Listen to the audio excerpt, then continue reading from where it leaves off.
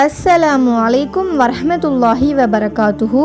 இன்ஷா அல்லாஹ் இன்றைக்கு பதிவில் நம்ம தொழுகையில் அத்தஹியாத்தில் விரலை நீட்டுவதை பற்றி நம்ம தெரிஞ்சுக்க போகிறோம். அத்தஹியாத்துடைய இருப்பில் நம்ம விரலை வைக்கும் முறை பற்றி 3 பொதுவான கருத்துகள் இருக்கு. அது என்னன்னு பார்க்கலாம். முதலாவது, ஒரு இடத்தில் விரலை உயர்த்தி மற்றொரு இடத்தில் தாழ்த்தி விடுவது. இரண்டாவது, விரலை நீட்டி வைக்க வேண்டும். மூன்றாவது, விரலை அசைக்க வேண்டும். முதல்ல நம்ம ஒரு இடத்துல விரலை உயர்த்தி மற்றொரு இடத்துல தாழ்த்துறத பத்தி பார்ப்போம். அதாவது இந்த கருத்தை பொறுத்த வரைக்கும் அத்தஹியாத் இருப்புல அஷ்ஹது அல்லா இலாஹா இல்லல்லாஹ் அப்படின்னு வரும்போது விரலை உயர்த்தி வண்ண முஹம்மதன் அப்துஹு வ ரசூலுஹு அப்படின்னு முடியும் போது விரலை தாழ்த்துவாங்க. இந்த குறிப்பிட்ட முறையை நம்ம இன்றைக்கு நிறைய பேரிடத்துல பார்க்கலாம். ஆனா இதற்கு எந்த ஒரு சஹீஹான ஹதீஸும் கிடையாது. ஆதாரபூர்வமான ஹதீஸ்கள் எதுவும் இல்லாத பட்சத்தில் இந்த ஹதீஸ் ஆனது கட்டுக்கதையாக மட்டுமே பார்க்கப்படுது. இரண்டாவது, விரலை நீட்டி வைப்பது. அத்தஹியாத்துடைய இருப்புல அமர்ந்த உடனேயே விரலை நீட்டி வைக்க வேண்டும், மடக்க கூடாது அப்படிங்கிற கருத்தும் நிறைய இடத்துல பார்க்கப்படுது. இதை பற்றிய ஹதீஸ் அப்துல்லாஹ் பின் ஜுபைர் ரலியல்லாஹு அன்ஹு அவர்கள் கூறினார்கள், நபி ஸல்லல்லாஹு அலைஹி வஸல்லம் அவர்கள் துஆ செய்யும் போது தனது விரலால் சமிக்கை செய்வார்கள். அதாவது இந்த ஹதீஸ் சஹீஹான அறிவிப்புல இருக்குது அப்படிங்கிறதுனால இது ஒரு ஆதாரமான ஹதீஸாக கருதப்படுது. மேலும் நாம் அத்தஹியாத் இருப்பில் அமர்ந்தவுடன் ஆள்காட்டி விரலை நீட்டி வைக்க வேண்டும். பெருவிரல் மற்றும் நடுவிரலை இணைத்து வளையம் போல் வைக்க வேண்டும். மற்ற விரல்களை மடக்கி வைத்து கொள்ள வேண்டும். பின்பு ஆள்காட்டி விரலை நோக்கி நம்முடைய பார்வை இருக்க வேண்டும். அதாவது இந்த குறிப்பிட்ட முறையை பின்பற்றக்கூடிய நபர்கள் அத்தஹியாத் ஓதுனாலும் சரி, நபி ஸல்லல்லாஹு அலைஹி வஸல்லம் அவங்க மீது ஸலவாத் ஓதுனாலும் சரி, ஆள்காட்டி விரலை நீட்டியே வைக்க வேண்டும், மடக்க கூடாது.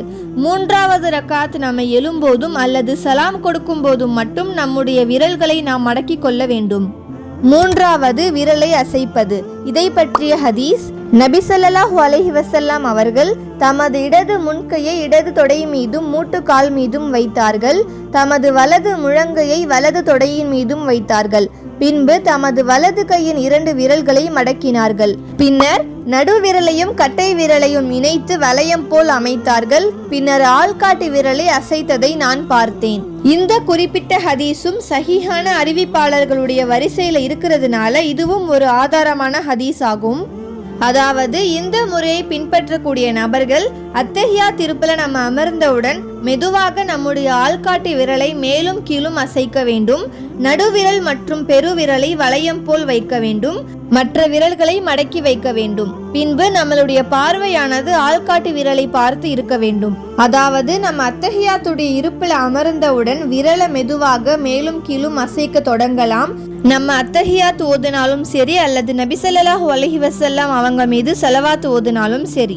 இப்போ நம்ம பார்த்த 2 சஹீஹான ஹதீஸ்கள்ல ஏதாவது ஒரு ஹதீஸை நம்ம ஆதாரமாக எடுத்துக்கொண்டு அத்தஹியாத் இருப்புல விரலை அசைத்தும் தொழுகலாம், விரலை நீட்டி வைத்தும் தொழுகலாம். அத்தஹியாத்துடைய இருப்புல விரலை அசைத்து தொழுவது, விரலை நீட்டி வைத்து தொழுவது இந்த 2மே சுன்னாவாகும். எனவே இதுல நம்ம ஏதாவது ஒரு முறையை பின்பற்றி தொழலாம். இன்னும் நிறைய முஸ்லிமான மக்களுக்கு இந்த விஷயத்துல குழப்பங்கள் இருக்கு. இந்த விஷயத்தை நம்ம சரியா செய்யறோமா, இத மாதிரி செய்யறதுனால நம்ம தொழுகைகள் ஏற்றுக்கொள்ளப்படுமா அப்படிங்கிற குழப்பம் இருக்கு. அத்தஹியாத்துடைய இருப்புல விரல் அசைத்தல் அல்லது விரலை நீட்டுதல் இந்த 2 விஷயத்தை பொறுத்த வரைக்கும் நம்ம இதை செய்வது சுன்னாவாகும். இது கட்டாய கடமை கிடையாது. இதை செய்யாம விட்டாலும் நம்ம தொழுகையில எந்த ஒரு பாதிப்பும் இருக்காது. அஸ்ஸலாமு அலைக்கும் வரஹ்மத்துல்லாஹி வபரகாத்துஹு.